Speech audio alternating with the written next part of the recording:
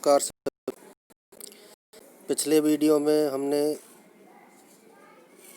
बौद्ध धर्म के बारे में अध्ययन किया था और बौद्ध धर्म के सारे टॉपिक जो हैं हमने वीडियो के माध्यम से आपको समझाने का प्रयास किया था और आशा है कि आपने बौद्ध धर्म के बारे में अच्छी तरह अध्ययन कर लिया होगा। आज हम इस वीडियो में जो अध्ययन करेंगे वह है मौर्य वंश के ऐतिहासिक स्रोत, अर्थात मौर्य वंश को जानने के ऐसे कौन कौन से सोर्स हैं जिनसे हमें ये जानकारी मिलती है कि मौर्य वंश कब, कैसे और किस प्रकार अस्तित्व में रहा और उसका क्या महत्व रहा।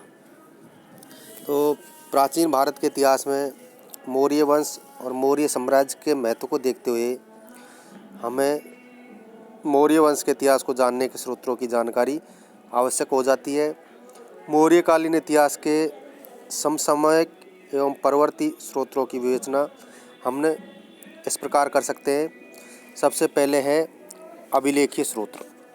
मौर्य वंश के इतिहास के लिए अभिलेखीय स्रोत अत्यंत प्रामाणिक एवं विश्वसनीय स्रोत माने जाते हैं, क्योंकि अशोक के अभिलेख जो है वो सर्वाधिक महत्वपूर्ण है। अशोक के अभिलेख शिलाओं, स्तंभों और गुहाओं में उस समय उत्कीर्ण किए गए थे। अभिलेख तिथियुक्त है तथा उनकी जो भाषा है वो प्राकृत या पाली है।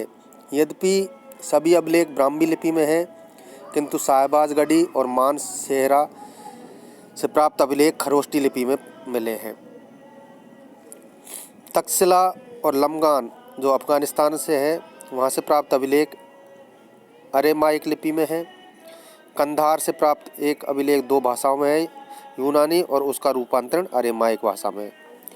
अशोक के अभिलेखों का विस्तृत विवेचन हमें आगे करेंगे, लेकिन संक्षिप्त रूप में हम अशोक के अभिलेखों के बारे में इस वीडियो में बताते हैं। अशोक के जो अभिलेख हैं उनसे बौद्ध धर्म के प्रति श्रद्धा प्रकट होती है। अशोक की कलिंग विजय भी इन्हीं अभिलेखों से प्रकट होती है। अशोक के जो गुहा अभिलेख हैं उनसे आजीविक संप्रदाय के भिक्षुओं को दान में दी गई गुफाओं का उल्लेख मिलता है। अशोक की शासन व्यवस्था तथा अशोककालीन समाज और संस्कृति की जानकारी भी हमें इन अभिलेखों से मिलती है।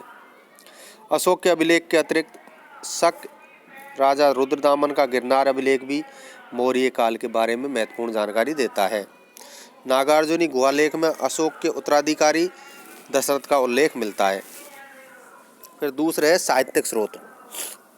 बौद्ध ग्रंथों में दीपवंश, महावंश, दिव्यावदान, मिलिंदपनो, महाबोधि वंश, महावंश टीका, आर्य मंजूश्री मूलकल्प आदि से मौर्य काल के बारे में हमें पर्याप्त जानकारी मिलती है।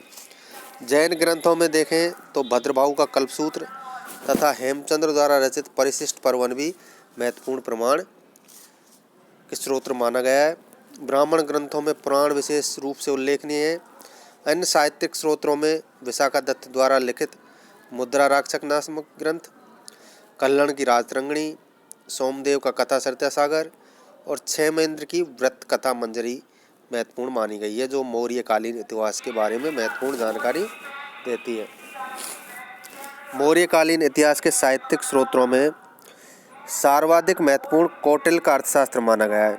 यह राजनीति शास्त्र और लोक प्रशासन से संबंधित एक अत्यंत महत्वपूर्ण ग्रंथ है। यह संस्कृत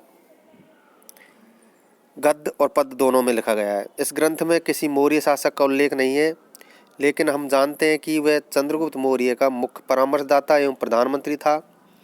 कौटिल्य के अन्य नाम चाणक्य और विष्णुगुप्त भी हमें ज्ञात हैं, लेकिन अर्थशास्त्र की तिथि के बारे में विद्वानों में मतभेद है।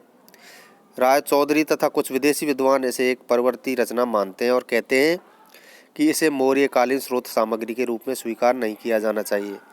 दूसरी ओर अधिकांश भारतीय विद्वानों का कहना है कि इस विश्वास के पर्याप्त प्रमाण है कि अर्थशास्त्र मूलतः एक मौर्यकालीन रचना है और इसका लेखक चंद्रगुप्त मौर्य का प्रधानमंत्री या मुख्य परामर्शदाता चाणक्य था। इस ग्रंथ में अनेक ऐसे तथ्य हैं जो मौर्य काल में खरे उतरते हैं।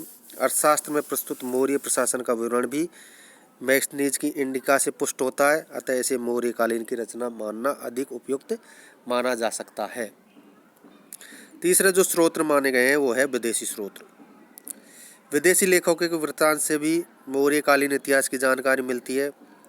सर्वप्रथम सिकंदर के अभियानों में उसके साथ आए हुए इतिहासकार, उनमें भारत संबंधी विवरण के लिए नियाकर्स, अरिस्टोबुलस तथा ओनेस्क्रिट्स अधिक महत्वपूर्ण हैं। यद्यपि अब इनके ग्रंथ हमें उपलब्ध नहीं हैं, लेकिन इनके ग्रंथों के अंश परवर्ती यूनानी व रोमन लेखकों ने उद्धृत किए हैं। इनके बारे में मौर्य दरबार में आए यूनानी राजदूतों का भारत संबंधी विवरण भी महत्वपूर्ण माना गया है। इनमें सर्वाधिक जो महत्वपूर्ण विवरण है वो है मैगस्थनीज, जिसकी रचना इंडिका से अधिक महत्वपूर्ण अन्य कोई विदेशी वृत्तांत नहीं माना गया है, क्योंकि मैगस्थनीज जो है वो चंद्रगुप्त मौर्य के दरबार में यूनानी राजदूत के रूप में रहा था। मैगनीस के आने के बाद यूनानी राजदूत डाइमेकस तथा डायनेसियस थे, उन्होंने भी कुछ यात्रा वृत्तांत उपलब्ध कराए हैं। बहुत से परवर्ती यूनानी रोमन लेखकों ने सिकंदर के साथ आए इतिहासकारों, मैगस्थनीज की इंडिका एवं अन्य स्रोतों के आधार पर मौर्य युगीन भारत का विवरण दिया है। इन लेखकों में हम जैसे डायोडोर,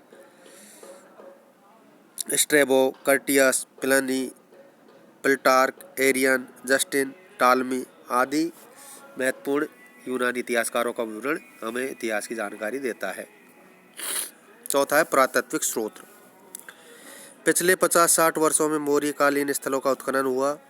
पटना के निकट कुम्भरहार तथा बुलंदीबाग के उत्खनन के मौर्यकालीन बहुराज प्रसाद के अवशेष मिले, जो मैगस्थनीज के विवरण से मेल खाते हैं।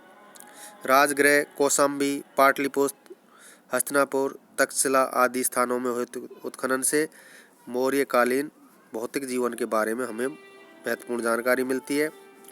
उत्तरी चमकीली मृदभांड परंपरा को लगभग संपूर्ण मौर्यकाल, राजप्रसाद, गुहा विहार, प्रस्तर मूर्तियाँ, अशोक के स्तंभ और उनके शीर्ष पर प्रतिष्ठित पशु मूर्तियाँ हैं, जिन्हें हमें मौर्यकाल की जानकारी मिलती है।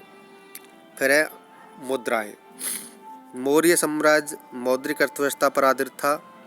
मौर्यकालीन की रजत मुद्राओं की पहचान लगभग समस्त भारत से प्राप्त आहत या पंचमार्क मुद्राओं से की जाती है, जिनमें से कुछ को प्राक मौर्य युगीन माना जाता है, कुछ को मौर्य युगीन और शेष को मौर्योत्तर युगीन।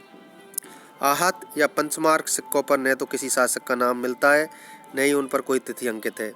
इनमें से अधिकतर सिक्कों पर केवल वृक्ष, सूर्य, चंद्रमा, पर्वत, पशु पक्षियों आदि जैसे प्रतीक चिन्हों को पंच या मुद्रांकित किया गया है। इन सिक्कों पर कोई लेख न होने के कारण उनका तिथि निर्धारण का अनुमान केवल प्रतीक चिन्हों से लगाया जाता है।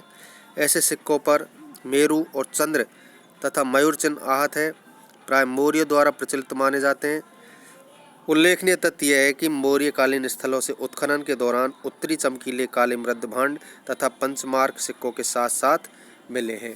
तो ये मुद्राएं भी हमें मौर्यकालीन इतिहास की जानकारी देती है। तो उपरोक्त जो स्रोत हैं वो मौर्यकालीन इतिहास को जानने के महत्वपूर्ण स्रोतों के रूप में माने जाते हैं।